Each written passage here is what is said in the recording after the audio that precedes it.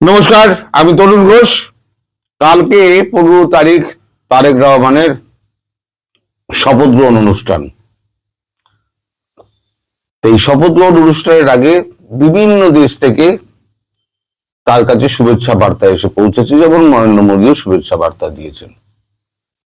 এখনই তাকে মানে পড়াবে কে, শপথ বাক্য পড়াবে কে, সেই নিয়ে কিন্তু একটা দ্বন্দ্ব চলছে। এখন নানান রকম কথা শোনা যাচ্ছে, কিন্তু আমি তো এ দেশে বসে আমার পক্ষে কারেন্ট খবর পাওয়া খুব মুশকিলের ব্যাপার, তাই আমি এই নিয়ে কোনো মন্তব্য করব না, কারণ যেটা করব সেটা হয়তো ঠিক নাও হতে পারে। তো এই চর্চা চলাকালীন আমাদের দেশে একটা খবরের একটা বেরিয়েছে, খবরের কাগজে একটা খবর বেরিয়েছে প্রধানমন্ত্রী এবং তারেক সম্পর্কিত। সেখানে লেখা হচ্ছে, তারেক মোদী কথা, ভারত স্বস্তিতে, বিএনপি জয়।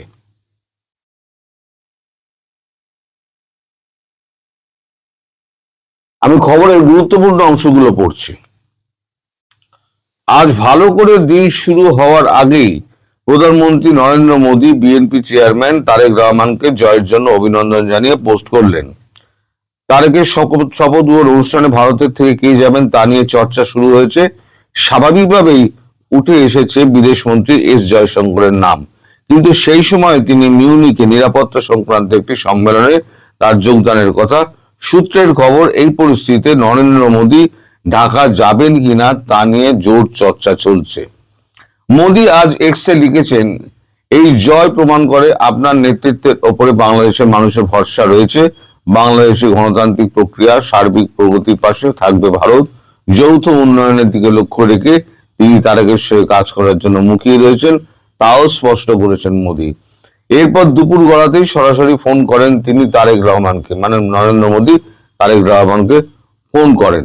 তারপর এক্স হ্যান্ডেলে লেখেন, তারেক রহমানের সঙ্গে কথা বলতে পেরে আমি আনন্দিত। বাংলাদেশের জনগণের প্রত্যাশা পূরণে তার প্রচেষ্টা আমি শুভকামনা এবং সমর্থন জানিয়েছি। গভীর ঐতিহাসিক এবং সাংস্কৃতিক বন্ধনে আবদ্ধ দুই ঘনিষ্ঠ প্রতিবেশী হিসেবে আমাদের দুই দেশের জনগণের শান্তি, অগ্রগতি ও সমৃদ্ধির লক্ষ্যে ভারতের অব্যাহত অঙ্গীকার পুনর্ব্যক্ত করছি। মানে আগে যা ভারতবর্ষ যা করত সেটাই আবার ফিরিয়ে আনা হবে। মোদী বার্তা নিয়ে আজ প্রশ্ন করা হলে বিগলিত হওয়ার কোনো লক্ষণ দেখাননি বিএনপি নেতৃবৃন্দ। যুগ্ম মহাসচিব হুমায়ুন কবির এবং তারেকের অন্যতম উপদেষ্টা মাহাদি আমিন প্রায় একই স্বরে জানিয়েছেন, গোটা বিশ্ব থেকেই এই ধরনের শুভেচ্ছার ঢল নেমেছে। প্রধানমন্ত্রী মোদীর শুভেচ্ছা এই মর্যাদাপূর্ণ আচরণের মধ্যে পড়ে, তাতে দল কৃতজ্ঞ। দলের শীর্ষ নেতা অবশ্যই এর প্রত্যুত্তর দেবেন।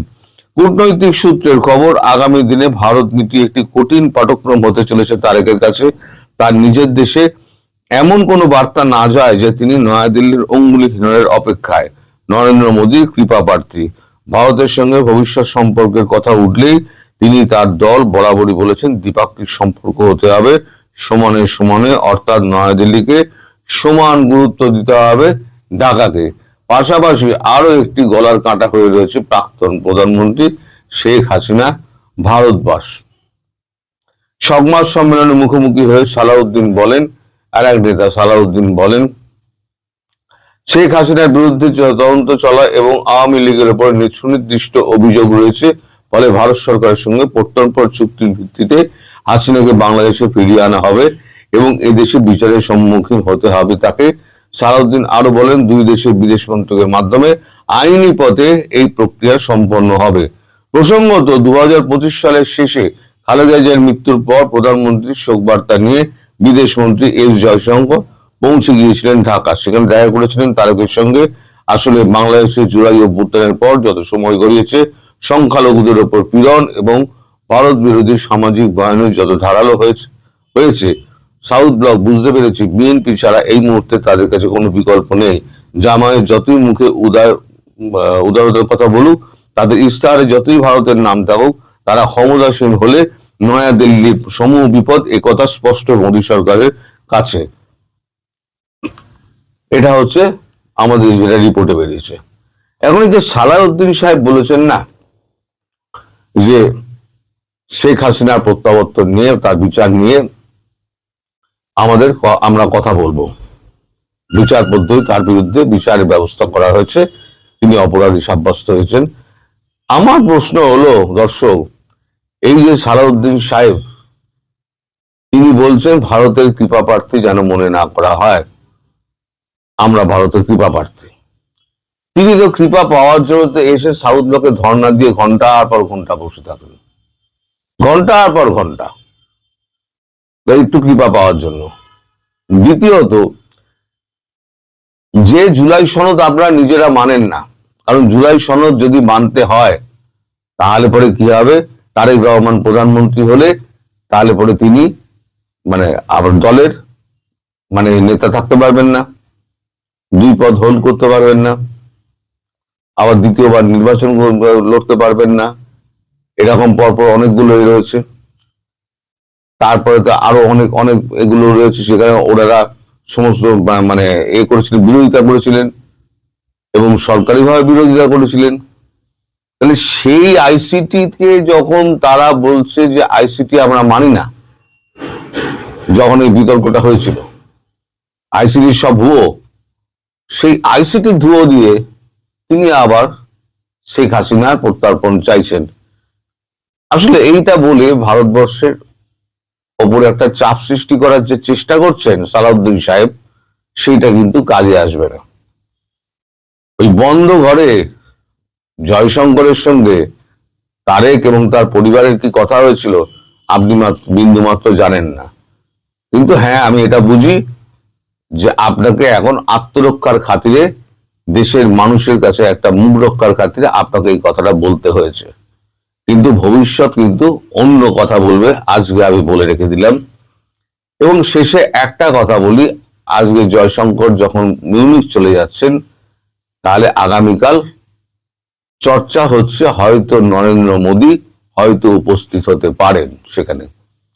আর নরেন্দ্র মোদী যদি উপস্থিত হন তাহলে দেখবেন সমস্ত সম্পর্ক ওলট পালট হয়ে গিয়েছে এবং ভারতের সঙ্গে বাংলাদেশের একটা সুসম্পর্ক হবে।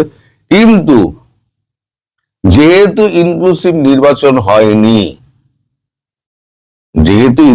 নির্বাচনটা হয়নি, ভারতের একটা শর্ত ছিল, আপনারা এখন যে নির্বাচন করছেন, ভারত চুপ করে আছে, আপাতত একটা নির্বাচন হোক, ঠিক আছে, বিএনপি জিতেছে, ভারত খুশি, কিন্তু আগামী 6 মাসের মধ্যে নির্বাচনটা করতে হবে, ইনক্লুসিভ নির্বাচন করতে হবে, নাহলে সারা বিশ্ব থেকে ভারত কিন্তু চাপ দেবে। আর দ্বিতীয় হচ্ছে, শেখ হাসিনাকে রাজনীতিতে ফিরতে দিতে হবে। সেটা কিন্তু তারেক রহমান কিন্তু বলেছিলেন যে রাজনীতিতে ফিরতে তার আপত্তি, হাসিনা যদি রাজনীতিতে ফেরেন তার কোনো আপত্তি নেই, রাজনীতি করা সবার অধিকার। ফলে সালাউদ্দিন সাহেব যা বলছেন মুখ বাঁচানোর জন্য, আর প্রধানমন্ত্রী তারেক যা বলছেন, দুটোর মধ্যে কিন্তু আসমান জমিন তফাৎ। ফলে সালাউদ্দিন সাহেব দেশের মানুষকে ভুল বোঝানোর চেষ্টা করবেন না। আপনি যা বলছেন সেটা ভারতবর্ষের কাছে কিন্তু একটা খারাপ বার্তা নিয়ে যাচ্ছে। সুসম্পর্ক যখন তৈরি হচ্ছে তখন সেই সুসম্পর্কটাকে বজায় রাখার চেষ্টা করুন। এটা যদি আপনারা এই ধরনের মন্তব্য যদি আগে থেকেই আগ বাড়িয়ে করতে থাকেন, তাহলে ভারতবর্ষের কাছে কিন্তু আপনারা সেই রকমই পাবেন না। আর সমানে সমানে যখন কথা বলছেন না, সমান মর্যাদার কথা বলছেন, তাহলে ভারতবর্ষ আপনাকে যে মর্যাদা দেয় আপনাদেরও সেই মর্যাদা দিতে হবে। এই ভারত বিরোধিতা করবেন আবার সমান মর্যাদা দেবেন, মর্যাদা চাইবেন, দুটো তো একসঙ্গে হতে পারে না। তেল আর জলকে একসঙ্গে মিশকায়? আপনি ভারত বিরোধিতা বর্জন করুন, সমান সমান সম্পর্ক ভারত যেমন চায়। এটা তো প্রমাণিত হয়ে গেছে যে শেখ হাসিনা ভারতবর্ষের কাছে বাংলাদেশকে বিক্রি করেননি, এটা তো প্রমাণিত হয়ে গেছে। এখন যেটা হচ্ছে, বাংলাদেশ ভারতকে কি দেবে? অন্য কিছু দেওয়ার তো নেই। ভারতের তো একটাই চাহিদা, সেটা হচ্ছে একটা সুস্থ বাংলাদেশ। সেটা যদি দিতে পারেন তাহলে সমান সমান সমতার ভিত্তিতে সম্পর্ক থাকবে। আর যতক্ষণ সেইটা দিতে না পারছেন ততক্ষণ সমান সমান অধিকারের কথা কিন্তু আপনারা কেউ বলবেন না, কোনো বাংলাদেশি বলবেন না। আগে ভারত বিদ্বেষ ছাড়ুন, তবে সমান সমান অধিকারের কথা আসবে। হয়তো আমার কথা কটু লাগতে পারে, কিন্তু যতটুকু বললাম সেটা হচ্ছে সত্য এবং একেবারে দিনের আলোর মতো পরিষ্কার। নরেন্দ্র মোদী হয়তো যেতে পারেন, হয়তো এখন সেই নিয়ে এখন জোর চর্চা চলছে, হয়তো যেতে পারেন। সেক্ষেত্রে দেখা যাক কি হয়। তবে হ্যাঁ, আর একটা কথা আছে, শপথ গ্রহণের পর তারেক রহমানের প্রথম ভিজিট কোথায় হতে পারে সেটা নিয়ে 4:30 সময় আমি একটা ভিডিও করব। সেখানে আমি পূর্ণাঙ্গ সমস্ত দেবো এবং ইউনূসের কি হাল হকিকত সে ব্যাপারেও আপনাদের খবরাখবর দেবো। আপনারা সবাই ভালো থাকবেন, সুস্থ থাকবেন, সাবধানে থাকবেন।